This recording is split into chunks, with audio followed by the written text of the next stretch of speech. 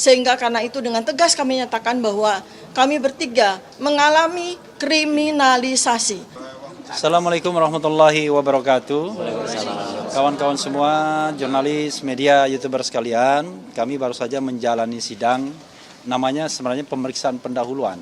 Memang kalau yang tidak atau belum terbiasa dengan sidang di Mahkamah Konstitusi akan bingung.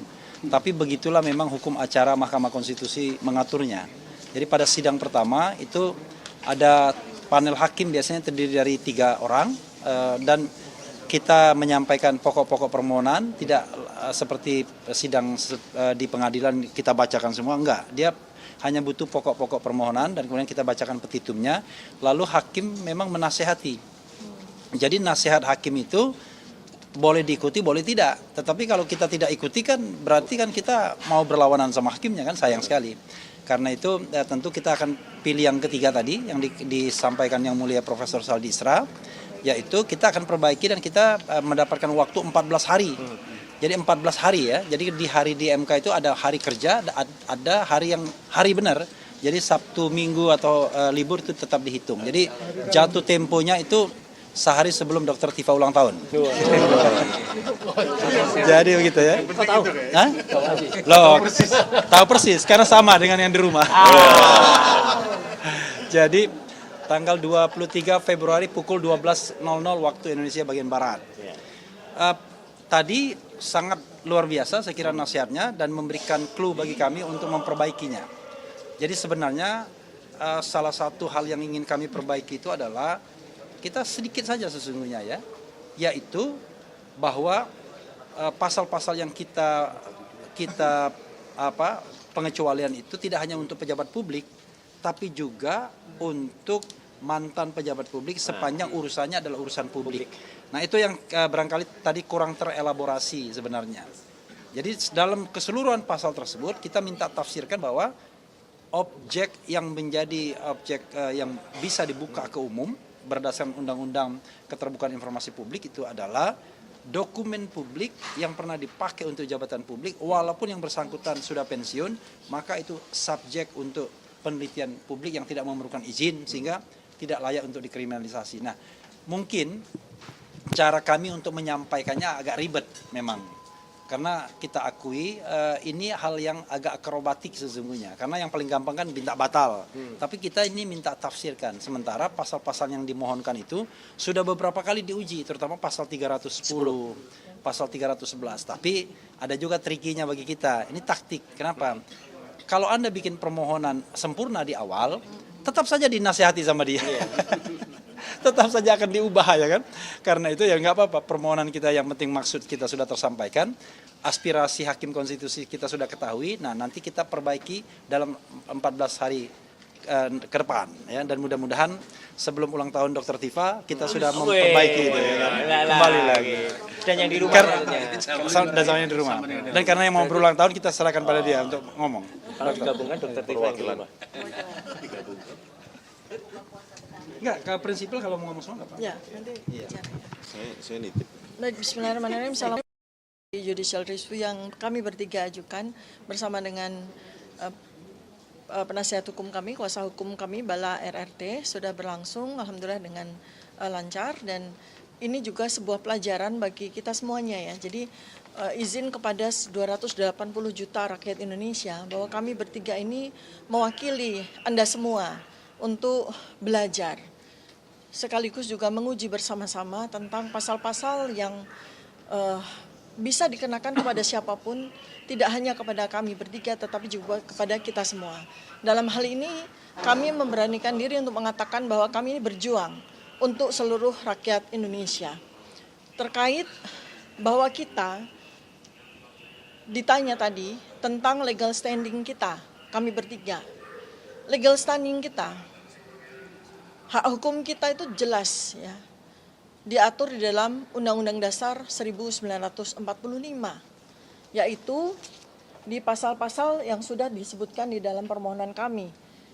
Yang pertama adalah pada pasal 28D ayat 1 Undang-Undang Dasar 1945, bahwa kita semua, kami tidak mengatakan kami, kita semua, tidak hanya RRT, tetapi segenap rakyat Indonesia, 280 juta rakyat Indonesia, itu memiliki hak, pengakuan, jaminan, perlindungan, dan kepastian hukum yang adil, serta perlakuan yang sama di hadapan hukum.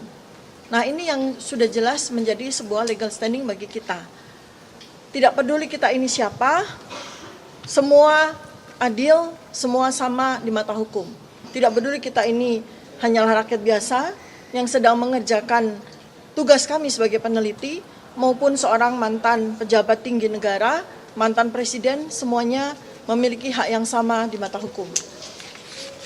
Kemudian yang kedua adalah bahwa sudah jelas sejak negara ini berdiri tahun 1945, kita punya Undang-Undang Dasar 1945 dengan pasal 28E yang sampai dengan hari ini masih tegak berdiri untuk melindungi kita semua, 280 juta rakyat Indonesia. Undang-Undang Dasar 1945 itu pada pokoknya memberikan jaminan kepada kita semua, rakyat Indonesia, terhadap pemenuhan hak kebebasan, menyatakan gagasan, atau menyatakan pendapat. Dalam bahasa internasionalnya adalah kita semua punya hak freedom of speech dan menyampaikan informasi dengan menggunakan segala jenis saluran yang tersedia. Dan ini adalah legal standing utama bagi kita semuanya. Legal standing kami yang secara spesifik itu menjadi tugas bagi kami adalah kami bertiga ini adalah peneliti. Peneliti itu tidak harus ada di dalam ruang dan waktu. Walaupun kami bertiga sama-sama memiliki institusi independen yang dimana institusi itu mewadahi tugas kami sebagai peneliti yang kami lakukan sampai dengan hari ini dan insya Allah sampai ajal menjemput. Karena tugas ini adalah sebuah amanah. Tidak semua orang memiliki tugas oleh Allah Subhanahu wa taala menjadi peneliti. Karena peneliti itu berat, peneliti itu sunyi, peneliti itu tidak mudah untuk hidup dengan menjadi peneliti. Tetapi tugas ini kami emban dengan sepenuh jiwa raga kami. Oleh karena itu maka kami dengan senang hati menganggap bahwa ini adalah legal standing kami yang dijamin oleh hak-hak konstitusional. Oleh karena itu maka seluruh pasal-pasal yang dikenakan kepada kami dalam peristiwa yang dilaporkan oleh mantan Presiden ke-7, Saudara Joko Widodo, beserta dengan 4 laporan polisi yang lain, sama sekali tidak memiliki dasar maupun alasan hukum untuk melakukan tindak pidana kepada kami. Sehingga karena itu dengan tegas kami nyatakan bahwa kami bertiga mengalami kriminalisasi. Oleh karena itu, salah satu jalan keluar terbaik di antara jalan keluar yang sekarang ini kami perjuangkan bersama para penasihat hukum kami adalah kami menghadap kepada Mahkamah Konstitusi yang mulia ini untuk memperjuangkan hak konstitusional kami. Terima kasih. Assalamualaikum warahmatullahi wabarakatuh. Waalaikumsalam warahmatullahi wabarakatuh. Mas Roy? Ya. Oke. Oke.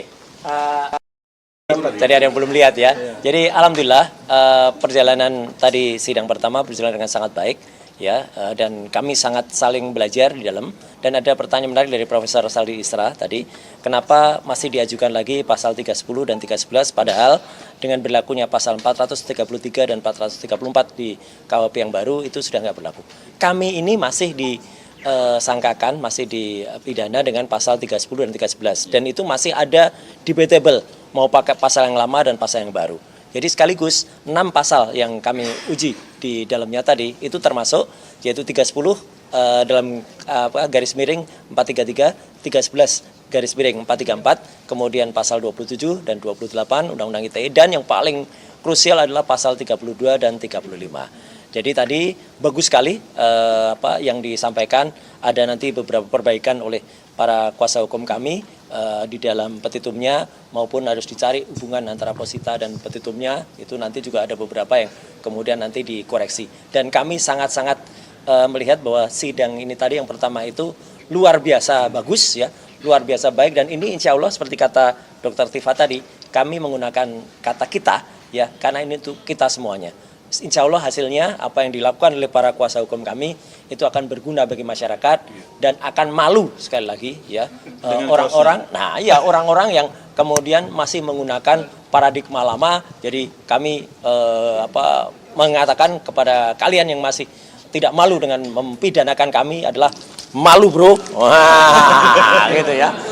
Kamu harus malu ya. Apalagi malu karena selalu bikin dosa tapi mintanya surga. Wah, gitu. Jadi malu, bro, kalau masih mempidanakan kami pakai hal-hal yang sudah salah tadi. Saya kira itu. Prof. Raffi, makasih. Tantangan bagi kita bukan hanya peneliti. Peneliti itu seolah-olah domainnya spesifik orang yang tetapi secara umum mereka yang critical thinker lah, ya, critical thinker gitu, seperti penulis saintifik, ya, jurnalis, penulis novel saintifik juga bisa masuk kategori ini. Jadi kalau kita dibatasi banyak batasan dengan undang-undang, sedikit saja kita hasil dari pengamatan, analisa maupun kesimpulan kita, kan begitu proses saintifik kan begitu. Observasi, analisa, langsung konklusi gitu. Kalau itu bisa cepat dikriminalisasi dengan pasal-pasal yang tadi itu, maka matilah semua critical thinker di Indonesia ini. Kalau tidak ada critical thinker berarti nggak ada buku-buku saintifik lagi. Ya, begitu aja, Bang.